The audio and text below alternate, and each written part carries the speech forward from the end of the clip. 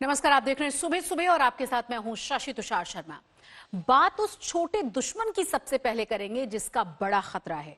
Corona के बीच टिड्डियों की टोली मुसीबत बनकर उड़ रही है। भारत के कई राज्यों में लाखों करोड़ों की तादाद में आए टिड्डों ने किसानों की नाक में दम कर दिया है। कोरोना के बीच किसानों पर एक और संकट। राज्य दर राज्य, शहर दर शहर टिड्डियों का आतंक। लाखों की संख्या में फसलों पर टिड्डियों का हमला।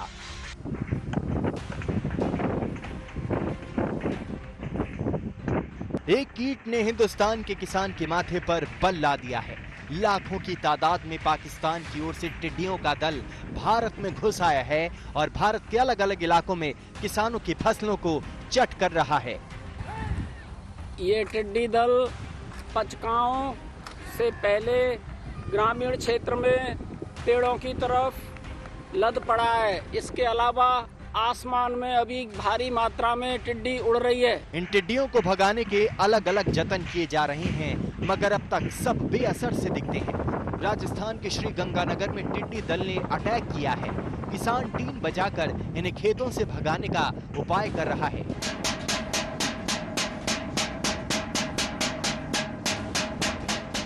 बाड़मेर में संकट इस कदर है कि जिला प्रशासन बीएसएफ और फायर ब्रिगेड की मदद ले रहा है।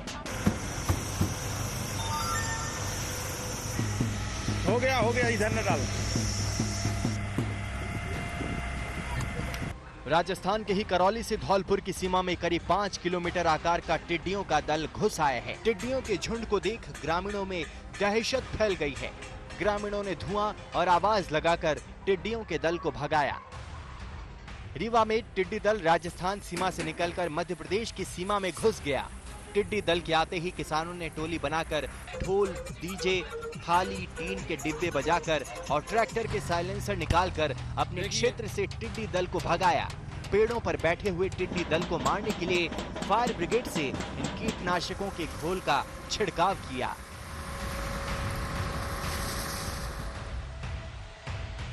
एमपी के भीतरवार में भी टिड्डी दल ने हमला किया। किसान तमाम तरह के उपाय कर टिड्डी दल को भगाते नजर आए। कुछ किसानों ने मोटरसाइकिल का साइलेंसर निकालकर उससे गोली जैसी आवाज निकालकर टिड्डों को भगाया। सभी किसान लोग अपनी फसलों को बचाते हुए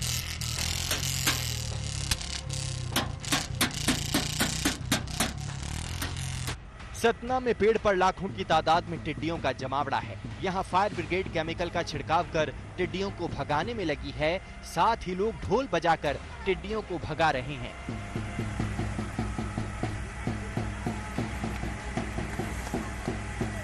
टिड्डियों के चलते किसानों के हालात बिगड़ रहे हैं। राजस्थान और मध्य प्रदेश के अलावा महाराष्ट्र में टिड्डियों का आतंक है। कोरोना के इस भयानक संकट काल में पाकिस्तान की ओर से आए टिड्डी नई परेशानी बन गई हैं। इन पर काबू नहीं पाया गया तो ये बड़ी तादाद में फसल बर्बाद कर देंगे। बाड़मेर से दिनेश बोरा, श्री गंगानगर से हरदेव सिंह, धौलपुर से उमेश मिश्रा, रीवा से विजय कुमार विश्वकर्मा, ग्वालियर से सर्वेश पुरोहित और बैतूल से राजेश भाटिया के साथ आज तक ब्यूरो। टिड्डियों के आतंक का दायरा लगातार बढ़ता जा रहा है। राजस्थान के अलावा बाकी के राज्य अब टिड्डियों की इस टोली से परेशान हैं। टिड्डियों की टीम का खतरा शहरों तक भी पहुंच चुका है। कई राज्यों ने इस मुसीबत से निपटने के लिए कमर कस ली है।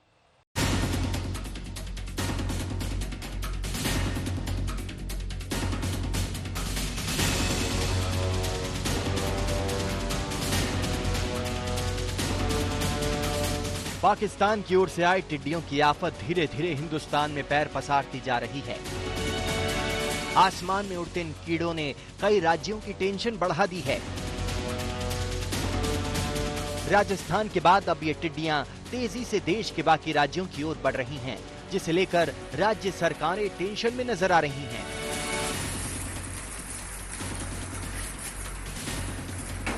यूं तो ये टिड्डियां हर साल खेतों को नुकसान पहुंचाती हैं, लेकिन इस बार हमला कुछ ज्यादा ही तेज है और सबसे बड़ी बात, पहली बार ये शहरों में भी मंडरा रही है।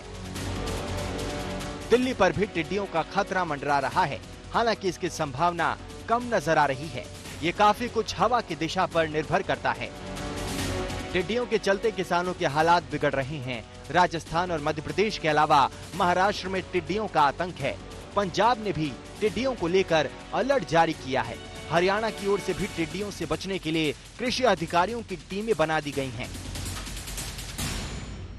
पिछले 6 महीने से ही हमारा जो विभाग है वो अलर्ट पे है, क्योंकि बार बार टिड्डी आती रही हैं। कभी गंगानगर में आ गई, कभी झुंझुनू में आ गई, इस बार जयपुर में आ गई और खतरा टिड्डी का बरकरार है। तो हमने सारे किसानों को भी जागृत किया है कि जहाँ भी आपको एक भी टिड्डी दिखाई दे तो तुरंत हम सूचना दें और दवाई की पर्याप्त मात्रा में व्यवस्था कर दी है। योगी सरकार ने भी टिड्डियों से निपटने के लिए कमर कस ली है। मुख्यमंत्री योगी आदित्यनाथ और कृषि मंत्री ने हालातों को लेकर समीक्षा की, जिसके बाद जिला अधिकारियों और कृषि विभाग के लोगों को टिड्डी दल से बचाव के लिए उचित कार्रवाई करने के निर्देश दिए गए हैं। जिला स्तर पर जो भी कृषि विभाग के हमारे अधिकारी हैं, जिला कृषि रक्षा अधिकारी हैं, उप कृषि निदेशक हैं और साथ ही प्रावधिक सहायक हैं, और उनको मदद करने के लिए विकास खंड के अधिकारी और कर्मचारी भी सहयोग कर रहे हैं। वहां पर थाली हो, टिन हो, बाल्टी हो, नगाड़ा हो, ढोल हो, ताशा हो, जो भी गांव में मौजूद हो, उसके द्वारा शोर मचाना है। शोर से ये भागते हैं और साथ ही जब रात में ये रुकते हैं तो वहां पर क्लोरपाइरिफास है, साइपरमेथ्रिन है, जो इस तरह की दवाएं जो कीड़ों को मार देती हैं, उनका प्रयोग करना है। टिड्डी दल के खतरे को देखते हुए सहारनपुर, शामली, मेरठ, मुजफ्फरनगर और बागपत जिलों में भी सतर्कता बढ़ा दी गई है। हर जिलों में टिड्डियों को भगाने का काम युद्ध स्तर पर जारी है। बताया जाता है कि एक बार में टिड्डियों का दल 150 किलोमीटर तक का सफर तय कर लेता है। करीब 10 दिन पहले 10 से 15 टिड्डियों का दल पाकिस्तान सीमा से बाड़मेर, जैसलमेर, श्री गंगानगर की ओर से भारत में घुसा, जिसमें अरबों की संख्या में टिड्डियां भारत आ गईं। कुछ झुंड तो 4 किलोमीटर चौड़े और 5 किलोमीटर लंबे हैं। बताया जाता है 1 किलोमीटर वर्ग में करीब 4 करोड़ टिड्डे होते हैं। हालांकि दवा के छिड़काव से इन्हें मारा जा सकता है, लेकिन एक बार में करीब 40% टिड्डे मरते हैं, जबकि बाकी फिर उड़ जाते हैं। ऐसे में कई राज्यों पर अब यह खतरा मंडरा रहा है, जिसे लेकर तैयारियां जोरों पर है। आज तक ब्यूरो। देश में कोरोना के मामले 1,52,000 के पार पहुंच गए हैं। मई महीना खत्म होने वाला है। जून में कोरोना के चरम पर होने की आशंका जताई गई है। रोजाना जिस तरीके से केसेस बढ़ रहे हैं, वो इस आशंका को सच साबित करते हुए नजर आ रहे हैं। सबसे बड़ी चुनौती मुंबई और दिल्ली के लिए है। दिल्ली और मुंबई देश के 2 सबसे बड़े शहर कोरोना के कहर में फंस गए हैं। खासकर मुंबई तो कोरोना के आगे लड़खड़ा गई है। देश में कोरोना के कुल केस 1,52,000 के पार पहुंच गए हैं। उसमें से 49,000 केस अकेले दिल्ली और मुंबई से है, यानी कोरोना के करीब 1/3 केस दिल्ली मुंबई से है। महाराष्ट्र में कोरोना से सबसे बड़ी जंग मुंबई से ही लड़ी जा रही है। महाराष्ट्र के 56,000 से ज्यादा केस में से 34,000 अकेले मुंबई से है। 24 घंटे में महाराष्ट्र में 105 लोग कोरोना से जान गंवा चुके हैं। ये एक दिन में मौत का सबसे बड़ा आंकड़ा है। एक दिन में महाराष्ट्र में 2,190 नए केस सामने आए हैं, जिसमें से मुंबई से 1,044 कोरोना केस हैं। एक दिन में कोरोना मुंबई में 32 मरीजों की सांस छीन चुका है। देश की आर्थिक राजधानी कोरोना के मामले में न्यूयॉर्क के रास्ते पर है। मुंबई में धारावी तो कोरोना का गढ़ बन चुका है। अब तक धारावी इलाके से 1600 से ज्यादा केस आ चुके हैं। 61 मरीजों की मौत हो चुकी है। मैं हाथ जोड़ के मुंबई के सिटीजन से विनती करूंगा और सभी मीडिया से मैं हाथ जोड़ के ये प्रेयर करूंगा कि आप आंकड़ों से डरो मत। जब तक हम आंकड़े मैनेज कर सकते हैं, कोई घबराने वाली बात नहीं है। इसलिए आप हर सिटीजन को, हर नागरिक को अश्योर करो कि उसके लिए हम खड़े हैं। इसलिए जो आंकड़े आ रहे हैं उससे घबराना नहीं। हमारी तैयारी पूरी है और हम डट के उसका मुकाबला करेंगे। मुंबई में अभी 650 से ज्यादा कंटेनमेंट जोन हैं, 2900 से ज्यादा बिल्डिंग कोरोना की वजह से सील हैं। जल्द ही आईसीएमआर मुंबई में रैंडम टेस्टिंग शुरू करेगा। कांदिवली, धारावी, कुर्ला समेत 5 इलाकों में 500 लोगों का टेस्ट किया जाएगा। आईसीएमआर की टीम किसी भी घर में जाकर टेस्ट की मंजूरी लेकर टेस्टिंग करेगी। मुंबई के साथ साथ दिल्ली में भी कोरोना की रफ्तार बेकाबू है। दिल्ली में 24 घंटे में कोरोना के 792 नए मरीज आए, जो अब तक का रिकॉर्ड है। कोरोना पीड़ितों की संख्या 15,267 हो गई है। कोरोना से दिल्ली में 303 लोगों की मौत हो चुकी है, जिनमें 15 लोगों की मौत तो 24 घंटे के अंदर हुई। लॉकडाउन 4 के 10 दिनों में ही कोरोना के 5,203 मरीज आए। आलम यह है कि गुजरात को पीछे छोड़ दिल्ली तीसरा राज्य बन गया है, जहां कोरोना के मरीज सबसे ज्यादा हैं। 17 तारीख को लॉकडाउन में काफ़ी ढील दी गई थी। 1 हफ्ता हो गया।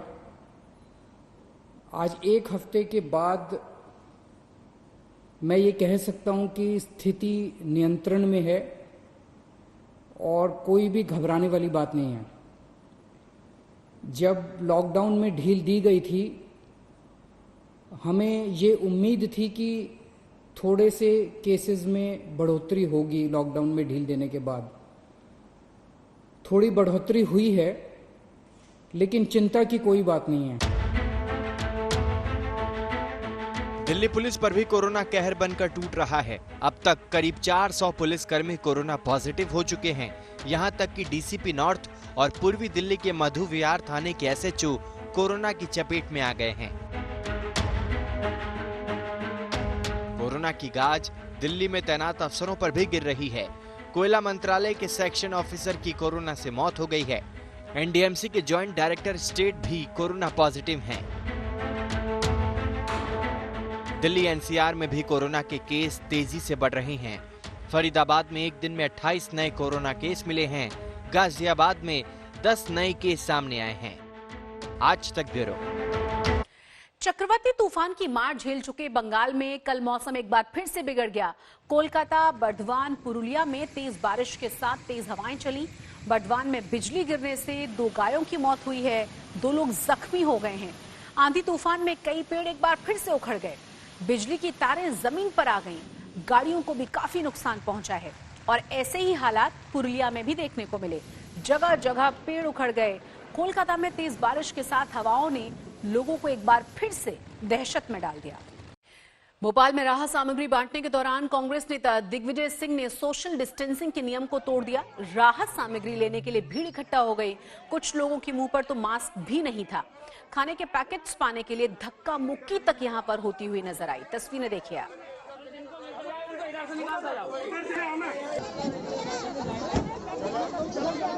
दिग्विजय सिंह अपनी पूरी टीम के साथ यहां मौजूद थे। खाने के पैकेट्स बांटे जा रहे थे, लेकिन किस तरीके से यहां भीड़ इकट्ठा हुई, तस्वीरें देखकर आप अंदाजा लगा सकते हैं। सोशल डिस्टेंसिंग आपको दूर दूर तक नजर नहीं आएगी। कई लोग बिना मास्क के भी आपको यहां पर दिख जाएंगे। चीन आज चारों तरफ से घिर गया है और उसको घेरा है हिंदुस्तान ने। हिंदुस्तान के प्रधानमंत्री नरेंद्र मोदी ने एक ऐसा चक्रव्यूह बनाया है जिसमें से निकलना चीन के लिए मुश्किल ही नहीं, नामुमकिन लगता है। क्योंकि ये घेराबंदी सिर्फ लद्दाख में सेना की टुकड़ी भेजने तक नहीं है, बल्कि उससे कहीं आगे ज्यादा की है।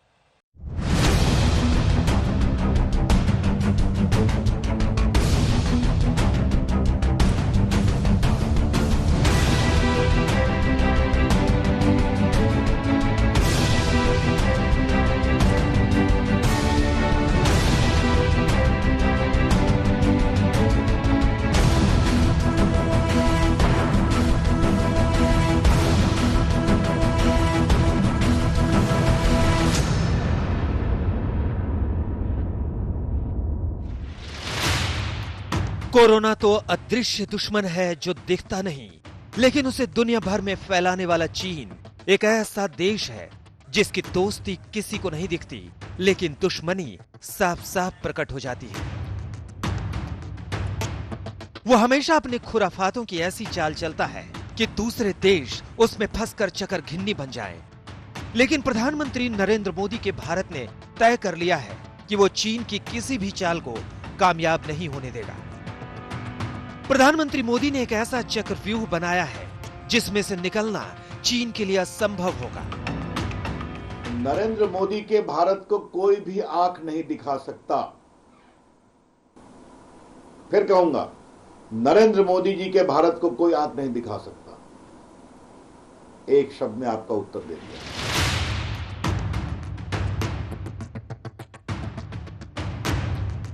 उस चक्रव्यूह का सबसे बाहरी व्यू है सामरिक, उसके अंदर का व्यू है कूटनीतिक, उसके अंदर का व्यू है आर्थिक। तो एक एक कर आप भी जान लीजिए कि कैसे चीन की विस्तारवादी सोच को लगाम कसने के लिए प्रधानमंत्री मोदी ने बना रखा है एक जबरदस्त रणनीतिक चक्रव्यूह। इसकी शुरुआत होती है रक्षा मामलों से। पूर्वी लद्दाख के 3 केंद्रों पर चीन ने घुसपैठ कर ली, अपने सैनिक टुकड़ी के साथ डट गया। उसने सोचा होगा कि भारत कोई पलटवार नहीं करेगा, लेकिन हिंदुस्तान की सेना जा डटी। लेकिन प्रधानमंत्री नरेंद्र मोदी ने रक्षा मंत्री राजनाथ सिंह, राष्ट्रीय सुरक्षा सलाहकार अजीत डोभाल और chief of defence staff general Bipin Rawat के साथ बैठक करके तय कर लिया कि चीन जिस भाषा में बात समझता हो उसे उसी भाषा में समझा दिया जाए। ऐसे वातावरण के अंदर संयम की, धैर्य की और सूझबूझ की जरूरत है, और ये तीनों चीज हमारे प्रधानमंत्री जी के अंदर हैं, ये तीनों चीज इस सरकार के अंदर हैं, और हमारी सरकार अपनी सेनाओं के साथ बहुत अच्छे तरीके से इस सिचुएशन के साथ डील करेगी। कोरोना महामारी के दौरान जहां भारतीय सेनाएं इस महामारी से निपटने की तैयारियों में जुटी हुई थी, वहीं चीनी सेना लद्दाख में लाइन ऑफ कंट्रोल की दूसरी तरफ एक बड़े सैन्य अभ्यास में जुटी हुई थी, और उसी सैन्य अभ्यास से सैनिकों को चीन ने भारत के खिलाफ तैनात किया है। साफ है कि चीन की कथनी और करनी पर भरोसा नहीं किया जा सकता, लेकिन अब मौजूदा हालात में भारतीय सेनाओं ने साफ कर दिया है कि चीन को उसकी इस हिमाकत का मुंहतोड़ जवाब दिया जाएगा। भारत के इस तेवर से चीन तिलमिलाया हुआ है। जिनपिंग ने अपने सैन्य अधिकारियों के साथ बैठक करके युद्ध के लिए तैयार रहने की बात की है। सबसे खराब स्थिति की कल्पना करें, उसके बारे में सोचें और युद्ध के लिए अपनी तैयारियों और प्रशिक्षण को बढ़ाएं। तमाम जटिल परिस्थितियों से तुरंत और प्रभावी तरीके से निपटें। साथ ही पूरी दृढ़ता के साथ राष्ट्रीय संप्रभुता, सुरक्षा और विकास संबंधी हितों की रक्षा करें। चीन के राष्ट्रपति ने किसी देश का नाम नहीं लिया कि वो किससे युद्ध के लिए तैयारी कर रहे हैं। वैसे चीन का सबसे बड़ा कूटनीतिक युद्ध तो अमेरिका से चल रहा है, जो कोरोना पर शुरू हो चुका है। लेकिन जब चीन की हरकतों पर भारत ने अपने तेवर कड़े किए, तो अमेरिका को भी लग गया कि हालात बदल रहे हैं। ट्रंप ने ट्वीट किया, हमने भारत और चीन दोनों को सूचित किया है कि उनके तीखे सीमा विवाद पर अमेरिका मध्यस्थता करने को तैयार है। शुक्रिया। दरअसल कोरोना के संक्रमण के दौरान जहां भारत ने अपना पूरा ध्यान इस महामारी से निपटने में लगाया, वहीं चीन ने LAC पर भारतीय सीमा में करीब 5000 सैनिकों की तैनाती बहुत तेजी से कर दी। लेकिन भारत ने जल्द ही अपनी फौज की तैनाती कर दी। अब भारत की नाराजगी और अमेरिका के गुस्से के बीच चीन अलग थलग पड़ने लगा है। दुनिया के तमाम देश उससे किनारा कर रहे हैं। बावजूद इसके चीन अंतर्राष्ट्रीय मदद के नाम पर अपने रक्षा बजट में वृद्धि कर रहा है। 习主席深刻指出，统筹发展和安全，增强忧患意识，做到居安思危，是我们党治国理政的一个重大原则。也就是说，我们在考量国防预算时，手中有2本账，既要算经济账，更要算安全账。 चीन अपनी ताकत दिखाने में मशगूल है, लेकिन अमेरिका के बहाने ही प्रधानमंत्री मोदी के चक्रव्यूह के दूसरे व्यू पर आते हैं, जिसमें चीन को कूटनीतिक रूप से घेरना है।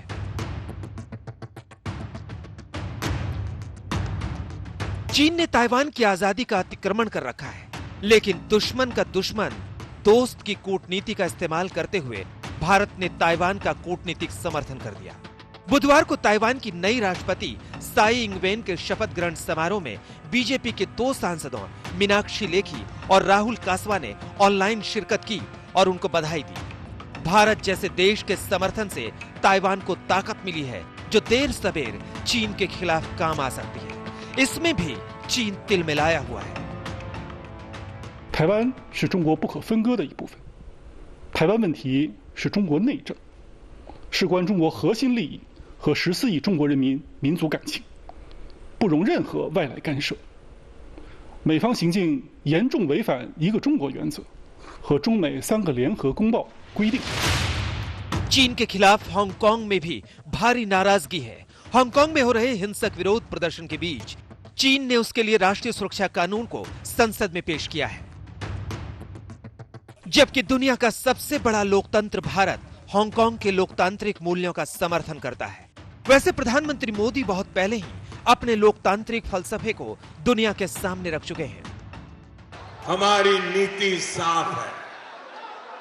भारत को आंख दिखाने का काम जो भी करेगा उसे नरमी से नहीं निपटा जाएगा।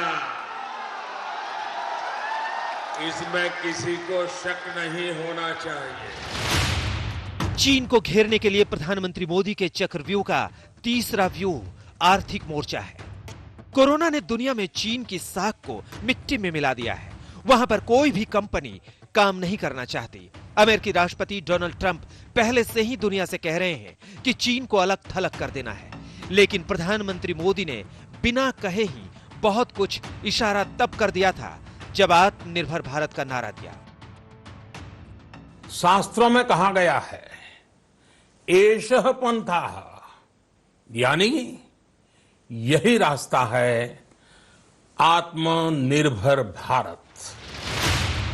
आज दुनिया में मैन्युफैक्चरिंग का सबसे बड़ा हब चीन ही है, लेकिन कोरोना से उसकी ये ताकत अब टूटने वाली है। कोरोना से पैदा हुई दिक्कतों के बीच दुनिया की करीब 1000 कंपनियां भारत में अपनी फैक्ट्रियां लगाना चाह रही हैं। इनमें मोबाइल, मेडिकल डिवाइसेस, कपड़ा, सिंथेटिक फैब्रिक्स और इलेक्ट्रॉनिक्स से जुड़ी कंपनियां हैं। ये कंपनियां भारत को वैकल्पिक मैन्युफैक्चरिंग हब के रूप में देख रही हैं। दूसरे देशों में चीन का माल बिकता है तो उसकी जेब मजबूत होती है और चीन उस पैसे को खर्च करता है युद्ध के साजो सामान में। भारत की नई रणनीति यही है कि कोरोना काल में चीन से कंपनियों की नाराजगी का फायदा उठा लिया जाए। जो भी नागरिकों की इन्वेस्टमेंट एंड इंडस्ट्री चीन में है, वो अगर आउट ऑफ चीन निकलना चाहते तो उनके लिए उन्होंने बड़ा पैकेज जाहिर किया है। अब America, Germany, UK, Italy, France और दुनिया के देश चाइना से डील नहीं करना चाहते। चीन के साथ आज पाकिस्तान जैसे इक्के दुक्के देश को छोड़कर कोई खड़ा नहीं है, जबकि भारत की ताकत वैश्विक दोस्ती के मामले में भी अब बढ़ रही है। आज तक